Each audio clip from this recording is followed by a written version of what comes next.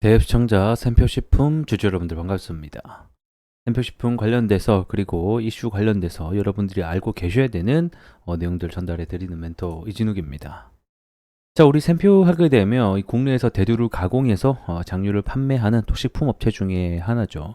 그래서 이런 대두 가격 상승이라던가 뭐 이런 식량 안보 문제, 식량의 어떤 이슈가 있을 때마다 함께 좀 주가가 동행을 하는 모습들을 보여주는 종목이기도 합니다.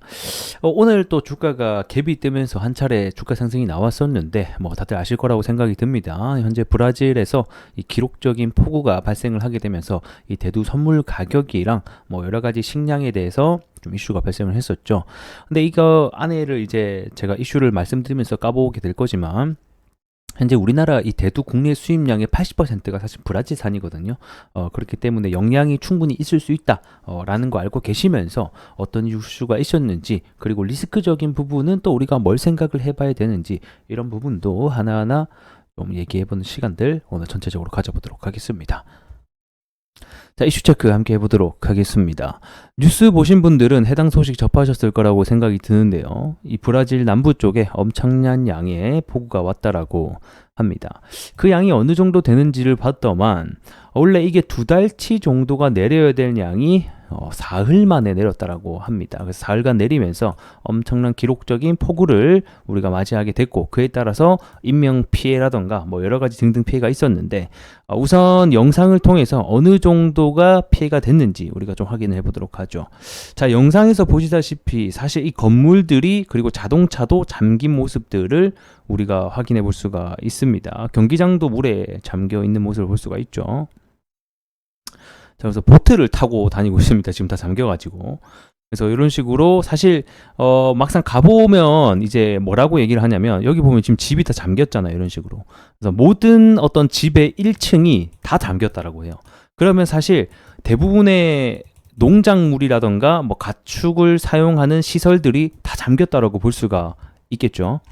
뭐 그에 따라서 오늘 이 대두 관련주, 식량 관련주들이 대부분 큰 상승이 나왔다, 이렇게 볼 수가 있는데, 그러면 이 브라질이라는 나라가 어느 정도에 해당이 하냐, 이걸 보게 되면 일단 세계 4위에 해당하는 곡물 생산국 중에 하나입니다. 근데 중요한 거는 이 곡물 수출 같은 경우는 세계 2위인 나라이다. 그렇기 때문에 이러한 곡물 피해가 생긴다라고 하면 전반적인 곡물이나 식량 가격 상승을 일으킬 수 있는 중요 국가 중에 하나인 것을 우리가 알 수 있죠.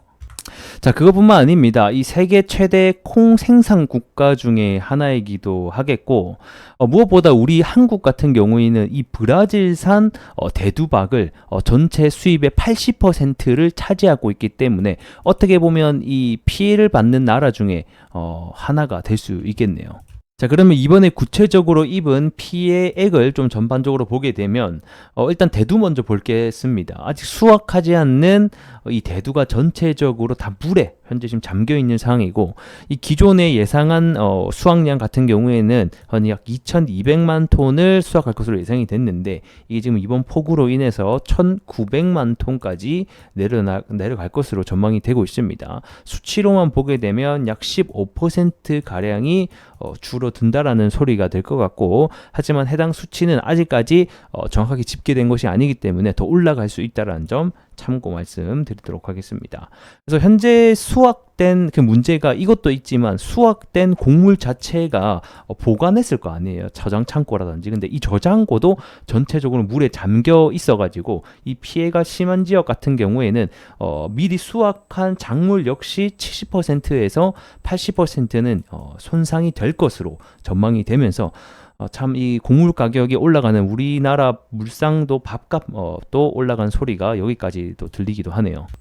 자, 그리고 이제 해당 곡물뿐만 아니라 이 가축이죠. 뭐 돼지고기라든지 뭐 가금류 뭐 이런 부분에 있어서 공장도 현재 완전히 중단된 상태라고 하고 있고요.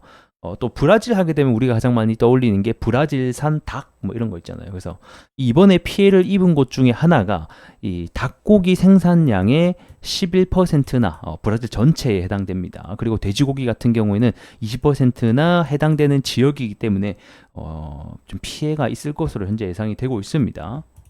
자, 그래서 제가 이 선물 대두 가격을 한번 체크를 해봤어요. 그래 보니까 뭐 많이 올랐다라고는 사실 할 수 없는 가격이긴 한데 그래도 오르긴 올랐어요. 그래서 이 선물 가격도 함께 전체적으로 좀 상승이 나오고 있다. 이렇게 보시면 좋을 것 같습니다. 그래서 이 선물 가격 급등에 따라서 곡물 관련주들, 그 다음에 이 사료 관련주들 또는 식량 관련주들이 전반적으로 상승이 나오는 계기가 됐다. 이렇게 좀 설명을 드릴 수 있을 것 같고, 근데 우리가 조금 생각해 봐야 될 부분은 해당 단기적인 이슈로 주가가 오르고 그 다음에 선물 가격이 오르고 뭐 좋습니다. 이거를 지속성이 과연 있을까? 우리는 주식인의 입장으로서는 이런 부분을 좀 생각을 해봐야 된다라는 거겠죠. 그렇게 놓고 봤을 때, 뭐 여기서 폭우가 더 지속적으로 내린다라고 하면 뭐 사실상 더 올라갈 수는 있지만, 이 기록적인 폭우가 그치고 이제 복구 작업이 들어가게 되면 이 테마에 의해서 주가가 올라갔기 때문에 내려갈 가능성도 우리는 좀 생각을 해봐야 되지 않나, 이런 부분이 좀 생각이 듭니다. 이 기본적으로 원자재 가격이 상승을 함에 따라서 주가가 상승할 때는 전반적인 생산량의 감소라던가 감축이라던가 그 다음에 수요에 대한 증가 뭐 이런 부분이 사실 있어야지 지속성을 띠면서 올라가거든요. 최근에 오르고 있는 원자재들 전반적으로 2차 전지 아니고 AI 관련된 뭐 구리라던가 뭐 이런 부분들이 오를 때도 보게 되면 전반적으로 수요가 많이 끌어당기게 되면서 더불어서 구리에 대한 감축 소식도 함께 겹쳐지면서 주가가 많이 올라갔거든요. 그래서 지속성을 본다라고 하면 조금 우리가 의문을 가질 수 있다. 하지만 단기적인 이슈가 불거져서 주가가 올라갔다. 이렇게 좀 정리를 하면 좋을 것 같습니다. 자, 차트 보면서 마무리하도록 하겠습니다. 최근에 주가가 상승이 나왔던 것은 소금 이슈가 있었죠. 뭐 소금 대란, 뭐 소금 공장, 뭐 이렇게 해서 뭐 이슈가 나왔는데, 뭐 과거에서도 그렇고, 그 다음에 뭐 우리가 지금 현재 주가의 어떤 부분도 알 수 있겠지만, 결국에는 이게 테마성으로 움직인단 말이에요. 샘표 신품 역시.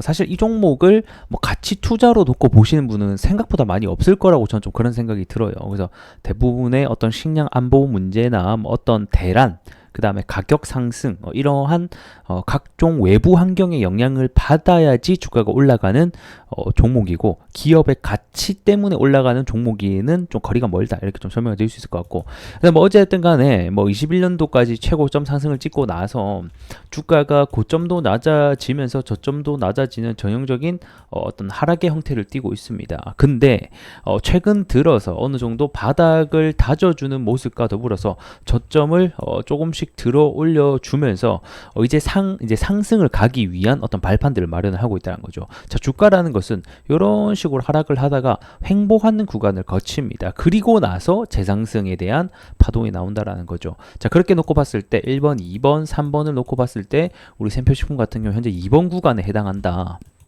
자, 좀 더 넓게 보면 이런 하락이 이제 어느 정도 끝나면서 바닥을 다지면서 저점이 올라가는 모습을 우리가 이렇게 확인해 볼 수가 있죠. 그래서 어느 정도 지지 구간은 확보가 됐다. 이제 여기서 어떤 이슈를 받고 올라갈 수 있느냐가 사실 중요한 부분이 될 것 같고, 단기적으로는 해당 가격대에서 지속적으로 윗꼬리를 그려내면서 저항을 받았던 사실 가격대이기 때문에 해당 구간을 뚫는 게 가장 중요한데, 지금 사실 이번에 발생한 이슈로 가지고는 저는 뚫기는 어렵다라고 봅니다. 무엇보다 거래 대금도 약한 모습을 볼 수가 있고, 그리고 무엇보다 최근에 올라갔던 모양을 보게 되면 이런 식으로 계단식으로 올라가다가 위에 고점에서 매도 물량을 터트리면서 거래량을 어느 정도 동반시키면서 장대 음봉이 나왔죠. 이런 모습들은 일반적으로는 하락 시그널을 야기할 수 있기 때문에 우리가 이런 리스크를 좀 참고하셨으면 좋을 것 같습니다.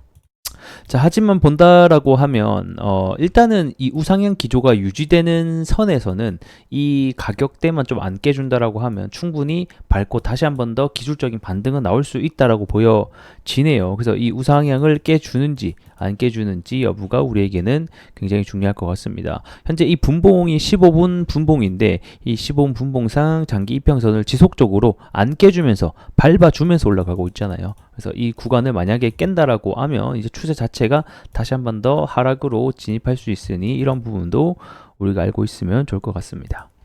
자, 오늘 영상 여기서 좀 마무리 해보도록 하겠고, 전 또 다음에 여러분들에게 더 나은 영상으로 찾아뵙도록 하겠습니다. 구독과 좋아요 한 번씩 부탁드리면서 다음 시간에 뵐게요.